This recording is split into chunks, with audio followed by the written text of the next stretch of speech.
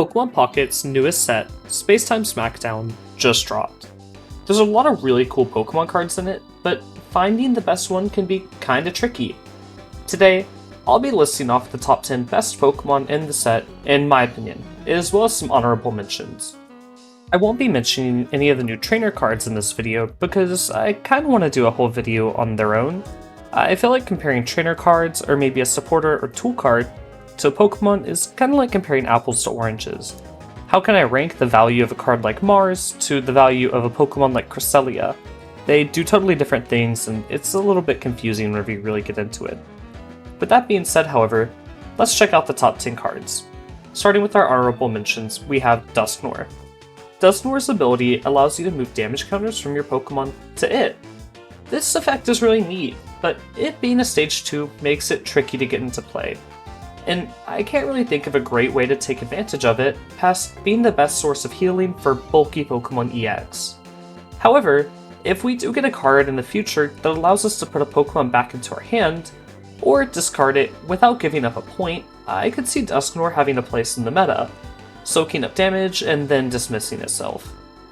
Another honorable mention that I want to chat about before our list is Infernape EX. I think he's really strong, but currently Charizard is a little more enticing to me personally, landing Infernape here in honorable mention. His low energy cost, free retreat, and high damage are all great, but he's still a stage 2, and with Giant Cape in the format giving everyone 20 more HP, 140 might not be quite enough to take consistent one-hit KOs like Charizard can. Overall, it'd be a shame not to mention Infernape since I think he is really strong and a very playable card. He's just not a standout in the same way as some of the other cards on the main list. Before we hop over to the main list though, I do want to ask if you'd consider leaving a like or comment letting me know your favorite card in the set if you enjoy this video at any point. This isn't my normal content at all, and I'm trying to diversify what I talk about on the channel. I normally make content about Rivals of Aether 2, and I won't be slowing down on that, but I'd also like to talk about other games my community plays as well. Thanks for all the support so far, and let's get into that top 10 list. To start us off at number 10, we have Shaman. Shaman is able to passively heal 10 damage from each Pokemon on your side of the field every turn, making it a great card to replace Butterfree and Venusaur decks, since it's both easier to get onto the field and to find room to run in your deck, but it's also great in non-Venusaur decks. Its ability cancels out splash damage from Spiritomb that's being used pretty frequently to enable Cyrus, as well as general bench sniping. I think this card might be used a lot as the meta shifts, or might not be used at all, based on if players start to build around Cyrus and Hyper Offense, or if players tend to be more passive and rely on older Gust cards like Sabrina. It's a bit of a toss-up right now. Moving on to number 9, I think Garchomp and Togekiss can both be mentioned together here, since they have pretty similar strengths and weaknesses. Their damage done with Cynthia is incredible, peaking up to 150 and 170 respectively. However, since they're both stage 2s, they're a little costly to run in a deck and set up. Them both being 1-prizers, however, is the highlight to their power in my opinion, since they're the first 1-point Pokemon that can pack the punch this big. I think they both seem really fun to use, and I'm excited to see what players do with them in the future. At number 8, I want to mention Magnezone. I think if this was a full meta overview, Magnezone would be ranked a lot higher. However, Magnezone is only great when paired with the Magneton below it, which allows Magnezone to power up. Without Magneton, Magnezone is more or less a mediocre card at best, since Magnezone is used in the context of having the Magneton from Genetic Apex paired with it. I feel like this had to be mentioned somewhere on the list though, since it's really strong, especially when paired with Darkrai who, spoilers, we'll chat about later. Jumping in at number 7, we have Porygon Z. I actually don't know if he can jump, I'm really running out of transition sentences here. In my opinion, they're one of the coolest cards on this list, and I don't see a lot of people talking about it.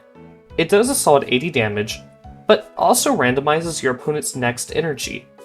This is the first disruptive control deck-esque Pokemon that we have in the game, and I think it's really neat. Its 3 energy cost and being a stage 2 does make it a little tough to use, but it stands out as really interesting and innovative as far as cards go in this set, so it'd be an injustice to leave it off the list. With number 6, I feel that these cards are much stronger than the ones previously discussed. If I was making a tier list, I'd put cards 10 to 7 in a strong tier, and everyone here in a slightly stronger tier. To start this tier off, we have Manaphy. Manaphy is really strong, and I was considering swapping her with number 5, but I think number 5 defines his archetype, while Manaphy is just an addition to an already strong deck. Truthfully, there's no reason not to run Manaphy, but water types weren't hurting for ways to attach and move energy, since Misty and Vaporeon already made that pretty consistent. So while I do think that Manaphy is a great card, it's just one more great thing on top of an already strong deck. While number 5 makes cards that were truthfully unviable before, viable, which I think is more important in the context of this list. Speaking of number 5 though, we have Lucario. His passive ability allows fighting types to deal 20 more damage, which is huge. Having 2 Lucarios makes Machamp really pack a punch, and allows cards like Rampardos to run his opponents over. However, getting a Machamp or Rampardos on the field is really tricky, and while it's not impossible, I think some cards are more consistent. I'd keep an eye out for Lucario over time, however, since if a fighting type comes out in a future set that can apply a decent amount of damage for a low cost of use, you might see Lucario rise to dominate the meta. For number 4, let's hold space for Palkia EX. I think Palkia EX is super strong, so don't act shocked that she's only at number 4, she's far from bad. I just think that the cards above her enable their archetypes, while Palkia fits into an already existing one. Her Dimensional Storm is one of the strongest attacks in the game, but needing to rely on cards like Misty and Manaphy to get powered up does hold her back a little bit.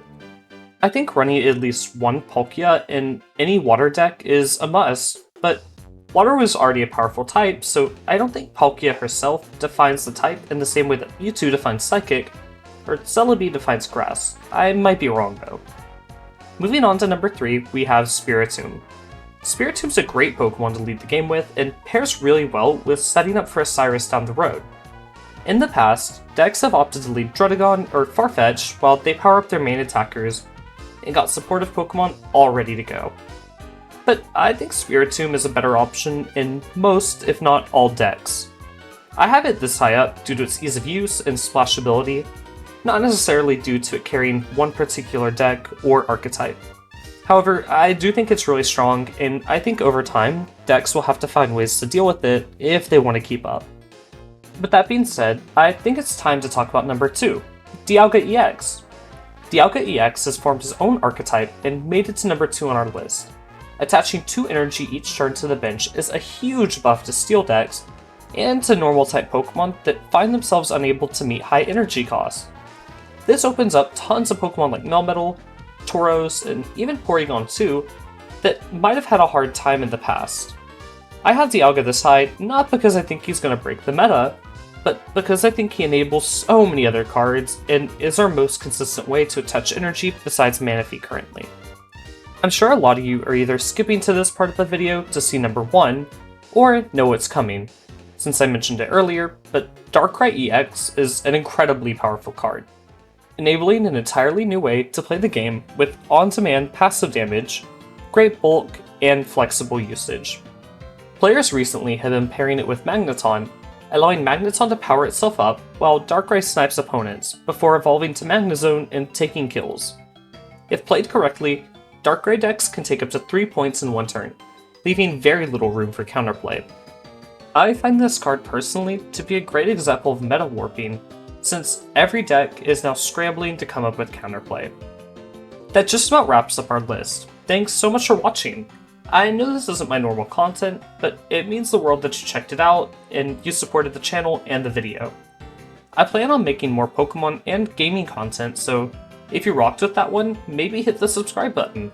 Or check out our Pokemon playlist. It's on the screen right now, and I plan on covering the best trainer cards from Spacetime Smackdown next, so if that's something you're interested in, I'll see you there. Bye for now!